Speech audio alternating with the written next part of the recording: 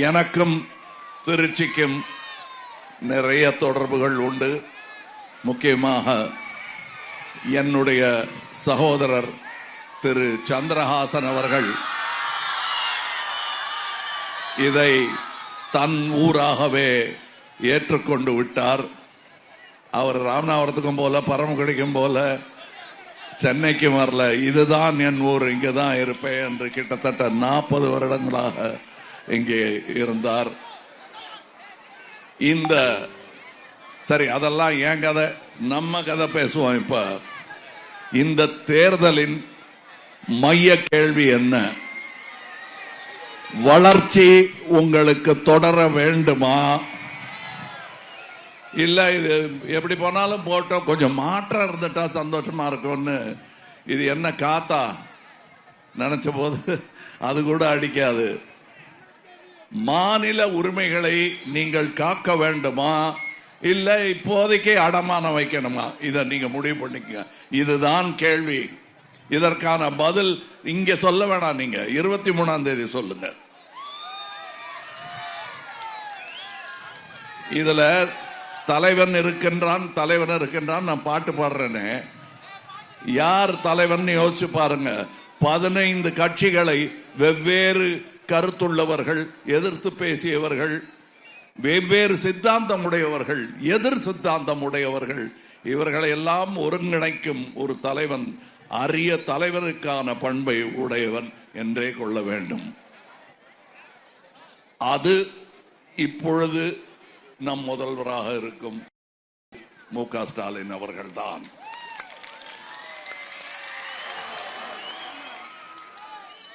அதாவது விமர்சனங்கள் நான் சொல்லிக்கொண்டே இருப்பேன். அதை ஏற்கும் பெருந்தன்மை இருப்பவர் தான் தலைவர். அதை ஏற்றார். இப்ப பெண்களுக்கான உரிமை தொகை என்பதை பற்றி இந்தியாவிலேயே முதல் முறையாக பேசியது மக்கள் நீதி மையம் தான்.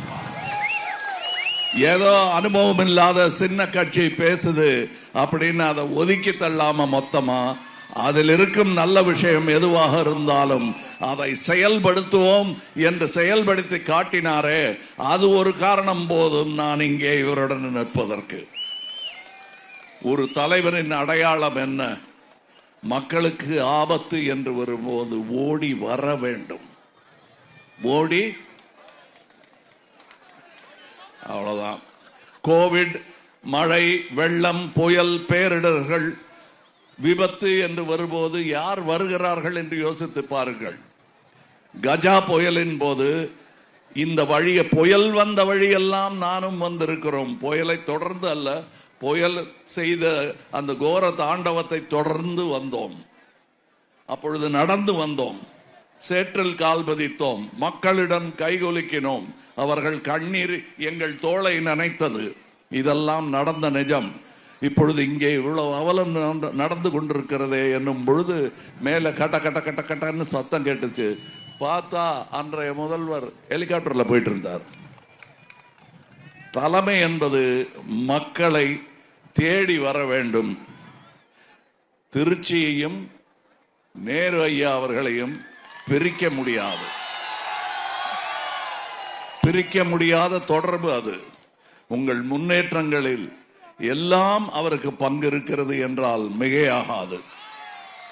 விமர்சனம் சொல்பவர்கள் சொல்லிக் கொண்டிருக்கட்டும், அது என்ன விமர்சனம் என்னும் என்று கேட்டுக்கொண்டு அதற்கேற்ப நடக்கும் பெருந்தன்மை உள்ளதனால் தான் இத்தனை முறை ஜெயித்திருக்கிறார். திருச்சி, அதன் வளர்ச்சி, அதில் நேரு ஐயாவின் பங்களிப்பு நிறைய.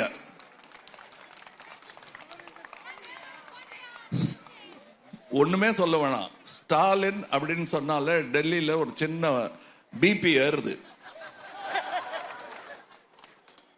உதயநிதி அப்படின்னு ஒரு பேர் சொன்னாலே, யாரு சும்மா ஃப்ரெண்டு பேரை கூட அப்படி கூப்பிட்டோம்னா இங்க இருக்கிற தமிழ் இன துரோகிகளுக்கு கொஞ்சம் நடுக்கம் வருது.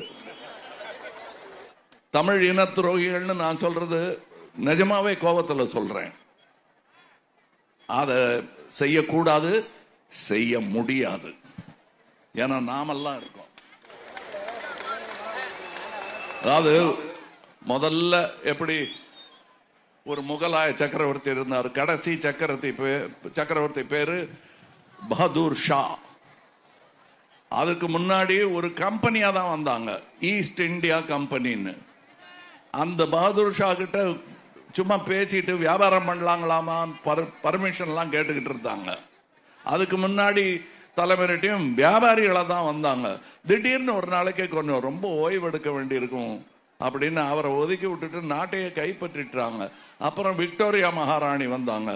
ஈஸ்ட் இந்தியா கம்பெனியா வந்தது, பகதூர் ஷாவை அனுப்பிச்சிட்டு தானே ராணி ஆயிட்டாங்க.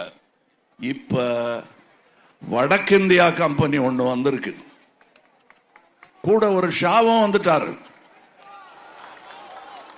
இப்ப நீங்கள்லாம் எங்க பாஷை பேசுங்க, மொத்தமா ஒரே மாதிரி ஆகிக்கலாம். ஒரே எலெக்ஷன், எல்லாரும் ஒரே கலர்ல மாறணும், ஒரே மாதிரி ட்ரெஸ் போடணும், எங்க கலர்ல மாறணும் அப்படின்னா, அப்படிலாம் சொன்னா இந்த நாடு ஒரு நாடாக இருக்காது என்பது அவர்களுக்கு தெரியும். தமிழகம் தேசிய நீரோட்டத்தோட கலக்கவே கலக்காது. அவங்கெல்லாம் எப்பவுமே பிடித்தான. பின்ன ஏன் இவர் நேருன்னு பேர் வச்சுக்கிட்டாரு? அந்த நேரு எப்படி இருப்பாரு? காஷ்மீரத்து ஆப்பிள், இது நம்ம ஒரு ஆப்பிள், இப்படித்தான் இருக்கும். இதுல நீங்க பார்க்க வேண்டியது தேசிய நீரோட்டத்துடன் எப்படி கலந்து இருக்கிறது இவருடைய குடும்பம். இவங்க அப்பா தானே வச்சிருப்பாரு பேரு. அப்ப எவ்வளவு அன்பு இருந்திருக்கணும். தேசிய நீரோட்டத்தில் தமிழகம் கலக்காதுன்னு சொல்றதே பெரிய பொய். நாம் கலப்போம், நாம் அதன் இந்தியா தான் நம்மளுடைய நாடு என்று நம்புபவர்கள் நாம். அது தேவையில்லை, உடைச்சு லாபம் வந்தா போதும். நம்ம அந்தமான் நிக்கோபார சிங்கப்பூர் ஆக்கிட்டு அங்க ஓடிடலாம், இவங்க கேடு கட்டு போட்டோம் நினைக்கிறது அது என்ன அரசியல் திட்டம், சூழ்ச்சி. அதை முறியடிக்க வேண்டும், அதை நீங்கள் தான் செய்ய வேண்டும். அத நான் செய்வீர்களான்னு கேட்க மாட்டேன், செய்யணும், செஞ்சாகணும். அழுத்தமா சொல்றேன். நீங்க பதில் எனக்கு சொல்ல வேண்டாம், பதில் 23ஆம் தேதி சொல்லுங்க. சொல்லியே ஆகணும். நீங்க தயவு செய்து உங்களுக்கு நல்லது பண்ணவங்களையாவது ஞாபகம் வச்சுங்க.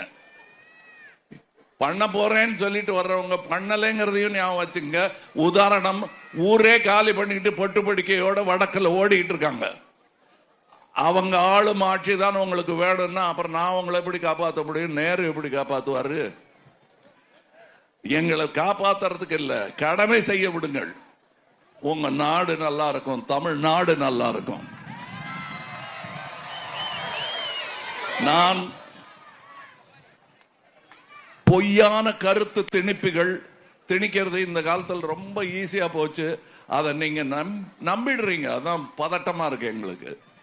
நீங்களே உட்காந்து அந்த போனை திருப்பி கூப்பிட வச்சுட்டு இப்படி யோசிச்சு கண்ணை மூடிட்டு யோசிச்சீங்கன்னா உங்களுக்கு ஒரு பாலம் தெரியும், ஒரு ரோடு தெரியும், சாக்கடை முந்தி இருந்த இடத்துல இல்லைங்கிறது தெரியும்.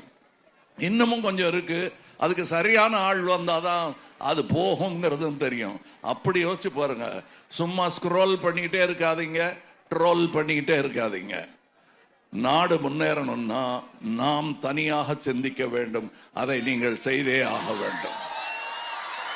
அதுக்கு வயசு இல்லை, இளைஞர்கள் செய்யலாம். இளைஞர்கள் தான் நாளைய முதியவர்கள், அதை மறந்துடாதீங்க. நீங்க இன்று வயசானவங்க பெருசு அப்படின்னு கிண்டல் அடிக்கிறீங்களே, அவங்கெல்லாம் நேற்றைய இளைஞர்கள், உங்கள் உணர்வுகள் எல்லாம் தெரிந்தவர்கள். அவர்களையும் மறந்து விடாதீர்கள். உங்களுக்கு நான் கேட்டுக்கொள்வதெல்லாம் 23ஆம் தேதி ஞாபகம் வச்சுங்க. கமலஹாசன் வந்து கொஞ்சம் முன்கூட்டியே எல்லாத்தையும் சொல்லிடுவார் அப்படிம்பாங்க. அது ஒண்ணுமே இல்லைங்க. இப்படி திரும்பி பார்த்தா பின்னாடி என்ன இருக்குன்னு தெரியும், நின்றுட்டு இருக்கிற இடம் எதுன்னு தெரியும், போக வேண்டிய பாதை எதுன்னு தெரிஞ்சுதானே ஆகணும். அந்த பயணம் புரிந்து விட்டால் யாருமே சொல்லி விடலாம். உங்களுக்கு இன்னொரு ஒரு கணிப்பு, என்னோட கணிப்புன்னு வச்சுங்க, தைரியமா மார்தட்டி சொல்லுவேன். இது என்னுடைய ப்ரெடிக்ஷன். திராவிடத்தை யாராலும் எவனாலும் வீழ்த்த முடியாது. நீங்க எத்தனை கட்சி வேணா இருக்கட்டும், ஆனால் திராவிடத்தை தொடவே முடியாது. அதுதான் நீங்கள், அதுதான் நான், அதுதான் நாம். உதயசூரியன் சின்னத்திற்கு 23ஆம் தேதி உங்களுடைய அன்பை, தீர்ப்பை வழங்குங்கள். இன்று மட்டுமல்ல, நாளையும் நமதாகும், நாடும் நமதாகும். நாளை நமதே. வணக்கம். என் அண்ணன் தொடங்கி திருச்சியிலிருந்து எப்பவும் பிரவாகமாக எனக்கு அன்பு வந்து கொண்டே இருக்கிறது. நன்றி. அது தொடரட்டும். நாளை நமதாகட்டும். நன்றி. நன்றி.